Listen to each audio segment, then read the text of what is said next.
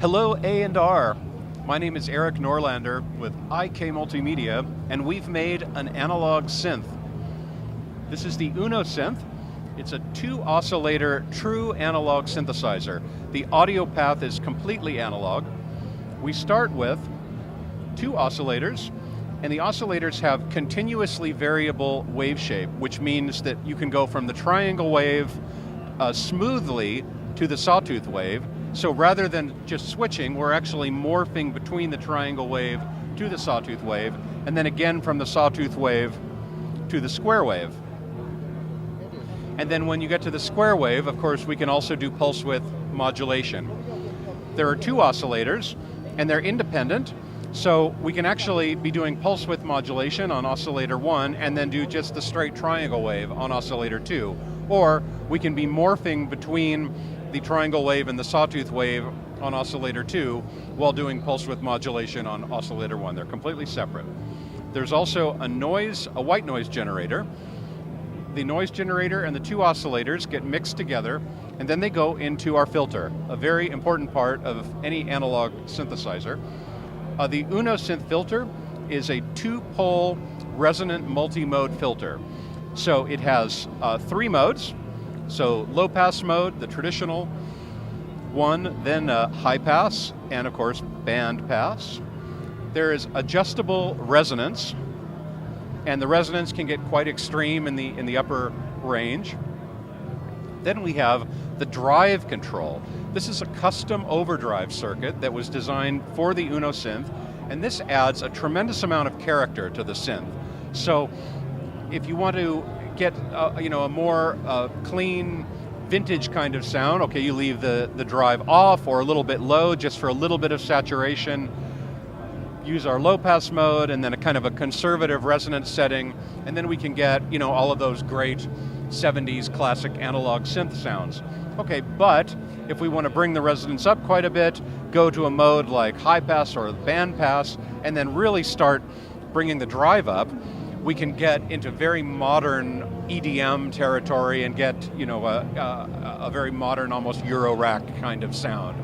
Okay, I know Euro-rack is not a sound, but you know what I mean, modern synths. Okay.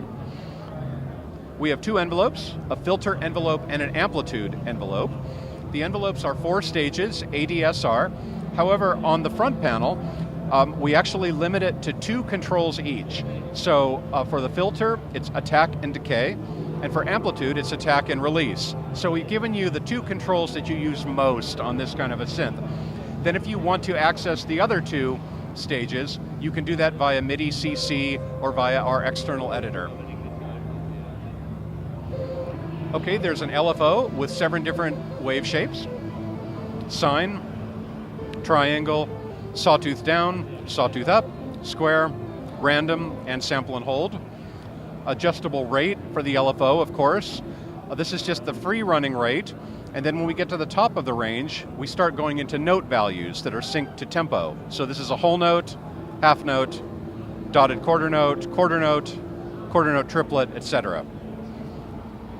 The LFO can modulate pitch, filter, and amplitude, as well as the wave shape and the pulse width. Below that, we have 5 performance controls. These are real-time musical articulations that you can access just by touching the button. So there's a vibrato, which of course is pitch modulation. There's a wah, which is filter modulation. Tremolo, which is amplitude modulation. These are all tied to the rate of the LFO. So whatever you set your LFO rate at, that's what this modulation will be. Then we have dive and scoop controls. These are pitch articulations, and these were very much inspired by the 70s Japanese synths like the Yamaha CS80, the Roland SH5 and SH2. Roland called this auto bend back then. So dive dives down to the note, scoop scoops up to the note.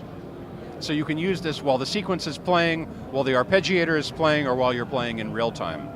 Okay, there are 100 presets in the UNO. Each preset has a sequence attached to it. The sequence is a 16-step sequence. You can program it step by step, like a classic Roland TB303 style, or you can do real-time recording. there's a metronome, and you hold down record and you press play, just like a linear recorder, and then you can actually play in the steps in real time. Okay, so obviously we record the notes, but we do something a little more powerful than that, which I think is really cool. We actually record up to 20 synth parameters per step. So we can completely transform the sound of the preset from step to step.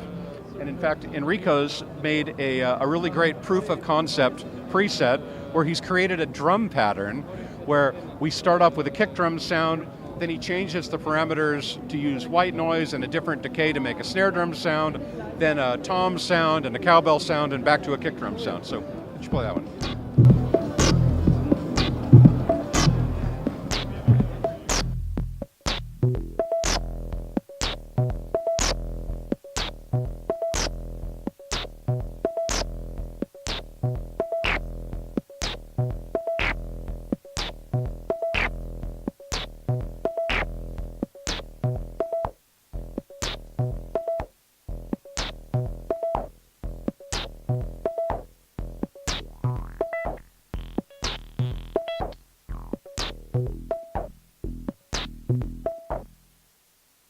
So as you can see, he's modulating everything from the cutoff frequency to the filter decay to 18 other different parameters for each step.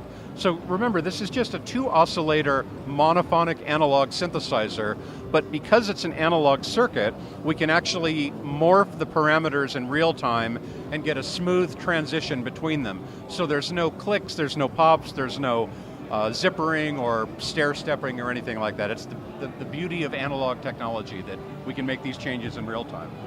Okay, we also have an arpeggiator. The arpeggiator has 10 different modes.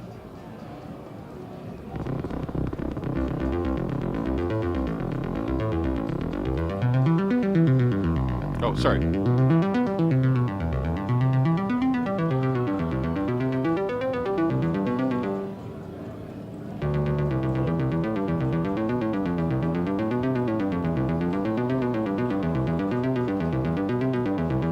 And of course, 4-octave range.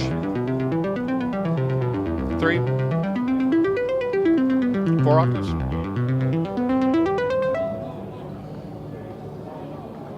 Okay, so the arpeggiator modes are, of course, up and down, up and down, repeating the top and bottom notes, down, up, repeating the top and bottom notes, random.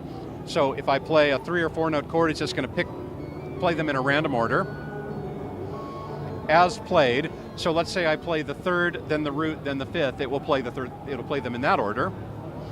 Then this doubles up the notes. So this will go up, but it'll play 2 notes for every step. So repeat, and then the same thing going down. We also have a scale keyboard. So the scale keyboard, in its default setting, is set to chromatic. This plays a standard Western chromatic scale across the keyboard, but we can actually quantize the keyboard, so no matter what notes you play, it will always play in a major key, always play in a minor key, and then there's 12 other scales, like Dorian, Mixolydian, Phrygian, Spanish Gypsy, Southeast Asian, klezmer, that kind of thing. I mean, the synthesizer is firmware updatable, so if we get demand for parameters, I mean, for features like that, we could certainly add them. But for the start, it's not customizable. It's just the 12, actually it's 15 different scales, so to start with, yes. Okay, so here's our glide control, portamento. That's essential for an analog synth. We can adjust the octave of the keyboard. We also have a delay effect. We can adjust the time and the mix.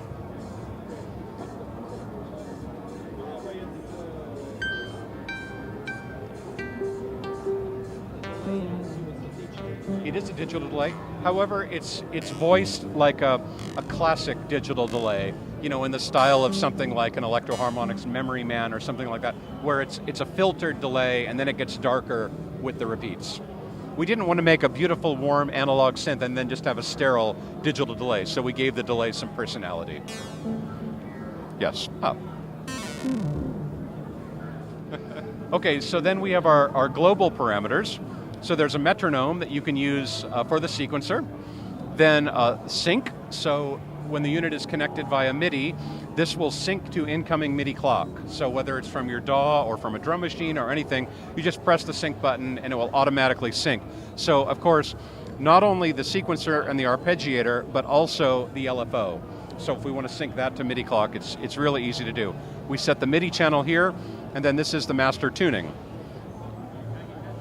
There is an auto-tune function as well. So the synth tunes itself in the background automatically. So we let it go out of tune enough that it sounds like an analog synth, but we don't let it go so far that it sounds wrong. There is a startup sequence, and it depends on how long it takes to calibrate the oscillators and everything. It usually takes about 30 seconds. But no, you don't have to leave it on for half an hour or, yes. Not like my memory Moog or something that I have to, leave on for 3 hours before I play it. Yes, not 3 hours, but right, a while. Okay, so it's very light, it's 400 grams. It can run on batteries, on 4 AA batteries.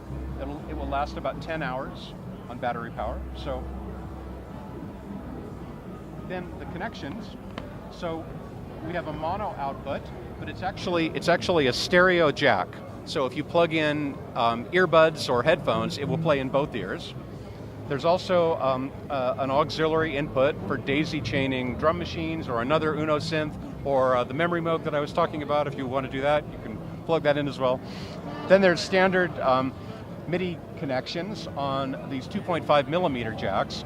We include the cables that go from the 2.5 millimeter to the 5-pin DIN connection. So you don't have to worry about finding these cables, we provide them for you. And then we have USB. So USB provides both power and MIDI. So if you plug this into your computer or into your iOS device, not only does it power the device, but it also gives you the MIDI communication and all of that. And that, A&R, is the UNO Synth.